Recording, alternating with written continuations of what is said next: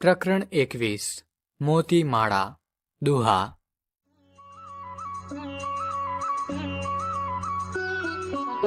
ગઈ સંપત ફરી સાપડે, ગયા વડે છે વહાણ. ગત અવસર આવે નહીં, ગયા ન આવે પ્રાણ. અહીં જીવનના મૂળભૂત સત્યને સુંદર રીતે વ્યક્ત કર્યું છે. કવિ કહે છે, આ સંસારમાં ગુમાવેલી સંપત્તિ પાછી મેળવી શકાય છે અને જતા વહાણો પણ પાછા ફરી શકે છે, પરંતુ સમયની વીતેલી પળો અને એકવાર ગુમાવેલા પ્રાણ ક્યારેય પાછા નથી આવતા.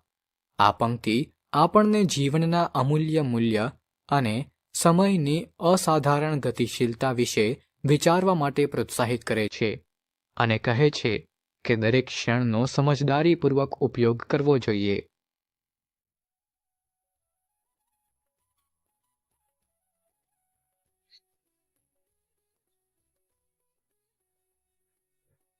મિત્ર એવો શોધવો, આસરી ખોવો, સુખમાં પાછળ પડી રહે, દુઃખમાં આગળ હોય. આ પંક્તિ જીવનના સાંસારિક પ્રવાહને સ્પષ્ટ રીતે પ્રગટાવે છે. મિત્રમાં હંમેશા સાચી મિત્રતા જેવી મૂળભૂત ગુણવત્તા હોવી જોઈએ અને તે આપણી ઢાલ બનીને રહે, આપણા સુખમાં પાછળ રહે અને દુઃખમાં આગળ આવી ઊભો રહે. આ પંક્તિ જીવનની અમૂલ્ય શિક્ષા આપે છે કે સાથે રહેવાની મહત્વપૂર્ણતા અને દુઃખના સમયમાં તાકાત સાથે આપણી સંગે રહેવાની યોગ્યતા આપણા મિત્રમાં હોવી જોઈએ.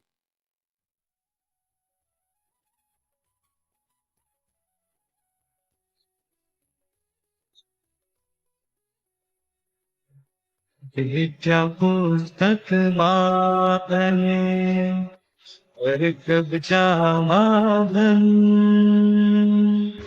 ભીડ પડે ના કામના, એ વિદ્યા એ ધન.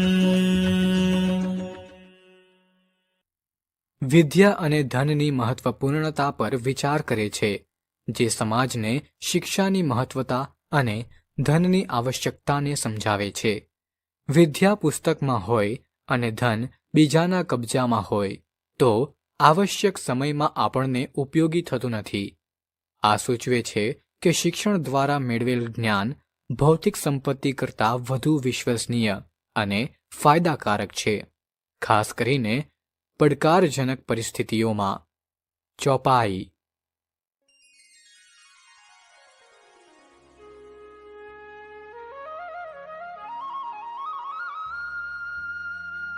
લાંબા જોડે ટૂંકો જાય, મરે નહીં તો માંદો થાય.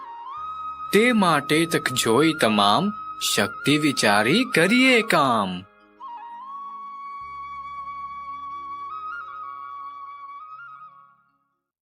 વ્યાવહારિક જીવનની પ્રવૃત્તિઓ અને જીવનશૈલી વિશે વિચારવામાં આવે છે. તે માણસને આપેલ ઉત્તમ સમાધાન પર મજબૂત અને પૂર્ણ પ્રમાણ છે. આ ચોપાઈ સ્પષ્ટ રીતે વ્યાખ્યાયિત કરે છે કે આપણે આપણી પરિસ્થિતિની અનુકૂળતા મુજબ જ ચાલવું જોઈએ. એનાથી વધારે ઉપર જઈએ તો મોટી સમસ્યાઓ આવે છે. એના કરતાં આપણે આપણી તક પ્રમાણે અને વિચારીને જ કામ કરવું જોઈએ.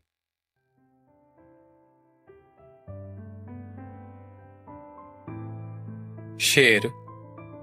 બસ એટલી સમજ મને પરવરદિગાર દે, સુખ જ્યારે જ્યાં મળે ત્યાં બધાના વિચાર દે.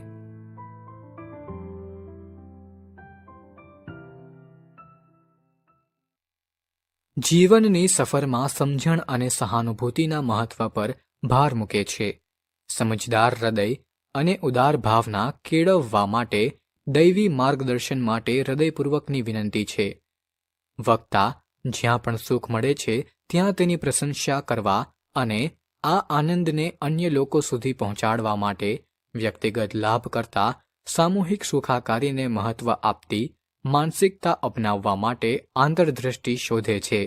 અન્યના આનંદને સમજવા અને ઉજવવાની ક્ષમતા માટે પૂછીને. શેર આપણને સ્વકેન્દ્રિત પરિપ્રેક્ષ્યને પાર કરવા અને જીવન પ્રત્યે સમુદાયલક્ષી અભિગમને પ્રોત્સાહન આપવા માટે પ્રોત્સાહિત કરે છે. તે એવી માન્યતાને રેખાંકિત કરે છે જે સાચી પરિપૂર્ણતા ફક્ત વ્યક્તિગત સફળતાથી જ નહીં, પરંતુ આપણી આસપાસના લોકોની ખુશીમાં ફાળો આપવાથી આવે છે.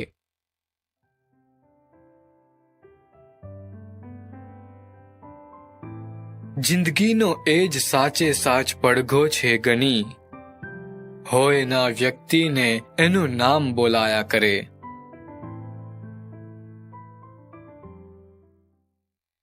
વ્યક્તિ જે વારસો પાછળ છોડે છે તે ઘણીવાર માત્ર શારીરિક હાજરીને બદલે અન્ય લોકો પર પડેલી કાયમી છાપ દ્વારા માપવામાં આવે છે. આ તત્વને કરુણતાથી પકડી લે છે.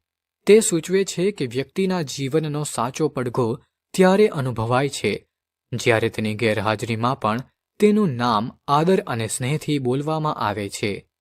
તે એ વિચાર સાથે વાત કરે છે કે આપણે અન્ય લોકો પર જે અસર કરીએ છીએ તે આપણા વારસાને વ્યાખ્યાયિત કરે છે.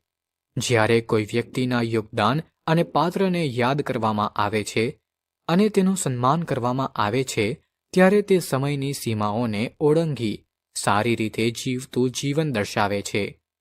સ્થાયી વારસાની કલ્પના અને અમારા ગયા પછી લાંબા સમય સુધી અમારી ક્રિયાઓ અને મૂલ્યો અન્ય લોકો સાથે પડઘો પાડી શકે તે રીતેનો અભ્યાસ કરીએ છીએ. આપણા જીવનનું સાચું માપ યાદો અને આદરમાં જોવા મળે છે, જે આપણે પાછળ છોડીએ છીએ, જે આપણે બનાવીએ છીએ.